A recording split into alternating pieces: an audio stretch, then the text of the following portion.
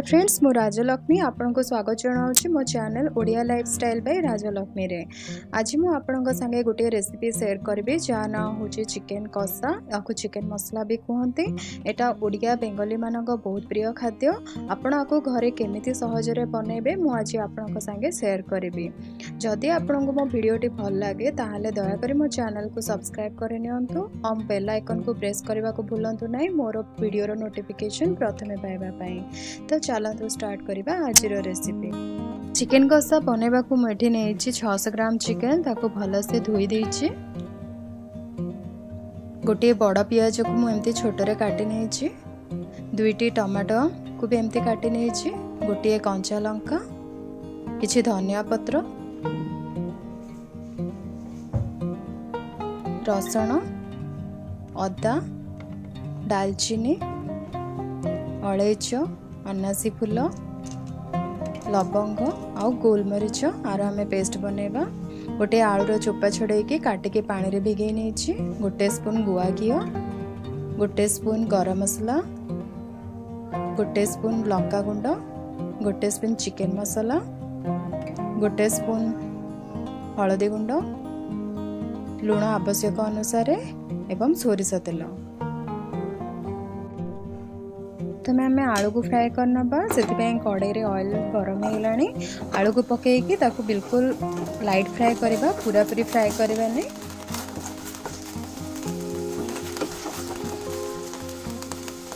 पे आमर आलूटा फ्राए होची ता भितर आम चिकेन को मैरिनेट करना। से टिके लुण, हलदी गुंड, लंका गुंड आउ टिके तेल मिसई दबा। ताकू भल से हाथ द्वारा भल से मिसई नबा। भल से मिसई नबा परे ताकू ढांकुणी लगे 10 रु 15 मिनट मैरिनेट हवा पई छाड़ दबा।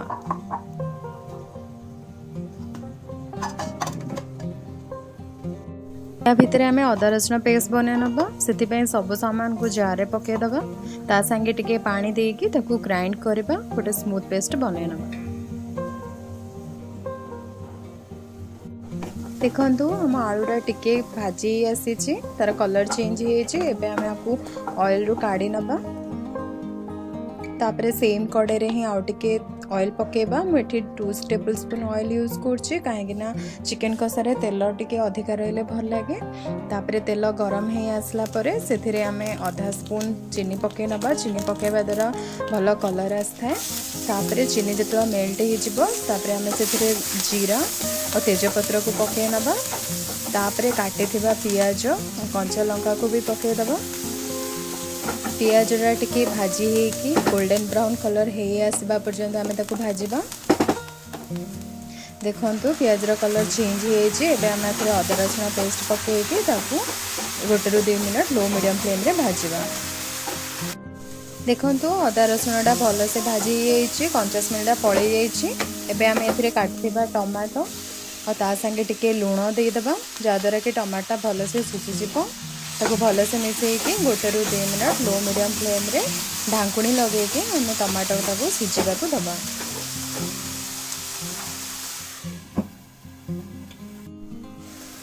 देखो टमाटा भल से सिझी जाइए, एकदम पेस्ट भाया हो। आम ए गरम मसला सब पकई दबा। हलदी गुंड, लंका गुंड, गरम मसला गुंड, ता संगे टिके पानी देकी आम मसलाटा को भल से भाजवा जहाँद्वारा कि आम मसलाटा जलिबनी आउ मसलार टेस्ट भी भल आसबो। आपन को जदि दरकार आउ टिके पानी देकी ताको भल से मिसईकी पुणी 1 ରୁ 2 मिनट ढांकुणी लगे लो मीडियम फ्लेम रे आम मसलाटा को भाजवा को दबा। देखंतु हमर मसलाटा भल से भाजी हो। एबे आम एथिरे मैरिनेट करथिबा चिकेन को पके दबा। आउ ता संगे टिके लुण भी पके दबा। लुण को पकेकी आम चिकेन को भल से मसला संगे कषि नबा। ताको भल से मिसई नबा परे ढांकुणी लगे 5 ରୁ 10 मिनट लो मीडियम फ्लेम रे आम चिकेन को सिझीबा को दबा। ये देखो चिकेन रो पानी अंश सब बाहर को बाहरी आसी। आम आपको आउ थे भल से मिसई नबा ना चिकेनटा तलू जली जाए पारे। तापरे मिसई नबा परे आपको पुणी से ढांकुणी लगे आपको चिकेन को सिझा को दबा। देखंतु चिकन रो प्राय पानी अंश बाहरी आसलाणी एकदम सुखिला टाइप रो हेई आसलाणी। एबे आमे एथिरे भाजी थिबा आलू ता संगे चिकन मसला को भी पके दबा।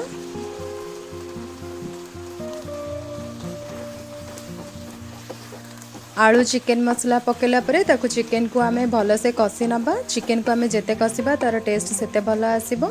तापरे आको ढांकुणी लगे पुणी 1 ରୁ 2 मिनट भाजिबा। 2 मिनट पर देखंतु आमर चिकन आलू मसला सब भल से भाजी सारी तेल सब बाहर को बाहरी आसलाणी माने आमर मसलाटी परफेक्टली भाजी होइछि। एबे आमे एथिरे गरम पानी मिसै दबा। मुठी 1 कप रु आउ टिके अधिका गरम पानी नहीं। आपन जदि बेसी ग्रेवी दरकार आपण आउ टिके अधिका पानी नहीं पारंती। ताकू भल से मिसई दबा चारिआडू। मसला आमर कड़ईर चारिआडे लगी जाए थे ताकू सब काढ़ी भल से मिसई दबा। मिसईकी ढांकुणी लगे 10 ରୁ 15 मिनट लो मीडियम फ्लेम रे चिकन को सिझिबा। 10 मिनट पर देखंतु आमर चिकन रो झोलटा प्राय मोटा ही आसलाणी। एबे आमे एथिरे गुआ घियो को पके दबा। गुआ घियो पकेबा द्वारा चिकन कसार टेस्ट आहुरी अधिका आसे, पूरा ऑथेंटिक स्मेल आसे। जदि आपण गुआ घियोर स्मेल पसंद न लागे ताहले आपण स्किप करि पारंती। तापरे पुणी आको भल से मिसेकी 5 मिनट लो मीडियम फ्लेम रे आमे सिझिबा को दबा। 5 मिनट पर देखंतु आमर चिकन कसाटी प्राय हेई आसलाणी। ग्रेवी भी प्राय सुखिला हेई आसलाणी। एबे आपण चिकन और आलू को चेक कर नियंतु। जदि चिकन सिझी न थाए ताहले पुणी टिके गरम पानी करी मिसेकी ताकू आउ 5 मिनट सिझे नियंतु। काहेकि ना एठी मोर आलूटा सिझी जाइछि। एबे प्राय चिकन हेई आसलाणी। एबे एथिरे टिके धनिया पत्र पके दबा। पुणी आको ढांकुणी लगे 1 ରୁ 2 मिनट सिझिबा को छाड़ी दबा।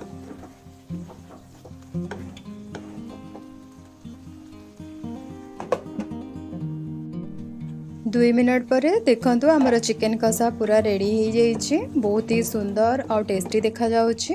बहुत बढ़िया स्मेल आसछि। एबे आमे गैस को ऑफ करके आको गोटे सर्विंग बाउल को काढ़ी नबा।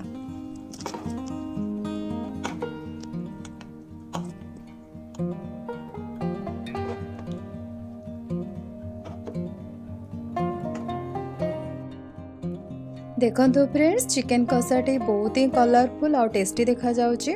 आपण आको एमिति गरम गरम रोटी किंबा भात संगरे खाई परिबे। आशा करूछि आपण को मो वीडियोटी पसंद आस्थिबो।